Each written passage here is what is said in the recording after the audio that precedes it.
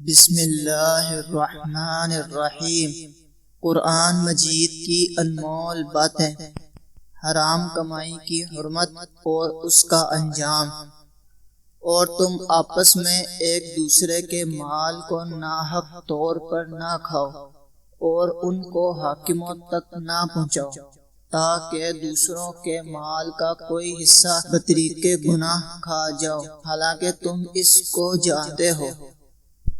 اور اللہ چاہتا ہے کہ تم سے بوجھ کو ہلکا کرے اور انسان کمزور بنایا گیا ہے۔ اے ایمان والو، آپس میں ایک دوسرے کا مال ناحق طور پر نہ کھاؤ مگر یہ کہ کوئی تجارت ہو جو آپس کی رضامندی سے ہو، اور آپس میں ایک دوسرے کا خون نہ کرو، بے شک اللہ تعالیٰ تمہارے اوپر بڑا مہربان ہے۔ اور جو شخص سرکشی اور ظلم سے ایسا کرے گا اس کو ہم ضرور آگ میں ڈالیں گے، اور یہ اللہ کے لیے آسان ہے۔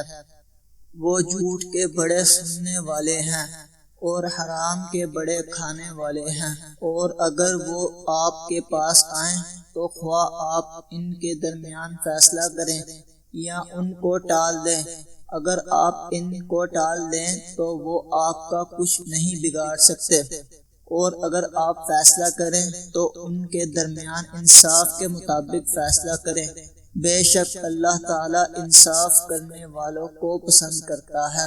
اور آپ ان میں سے اکثر کو دیکھو گے کہ وہ گناہ اور ظلم اور حرام کھانے پر دوڑتے ہیں۔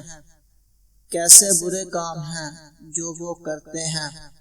ان کے مشائخ اور علماء ان کو گناہ کی بات کہنے سے اور حرام کھانے سے کیوں نہیں روکتے؟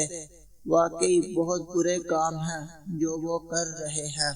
اے ایمان والو، اہل کتاب کے اکثر علماء اور مشائخ لوگوں کے مال باطل طریقوں سے کھاتے ہیں اور لوگوں کو اللہ کے راستے سے روکتے ہیں، اور جو لوگ سونا اور چاندی جمع کر کے رکھتے ہیں اور ان کو اللہ کی راہ میں خرچ نہیں کرتے، ان کو ایک دردناک عذاب کی خوشخبری دے دو۔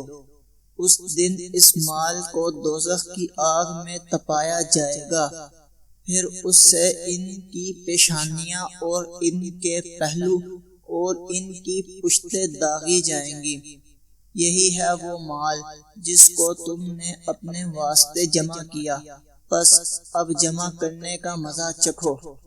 اگر ویڈیو اچھی لگی تو سبسکرائب، لائک اور شیئر کریں اور اپنا خیال رکھیں۔ اللہ حافظ۔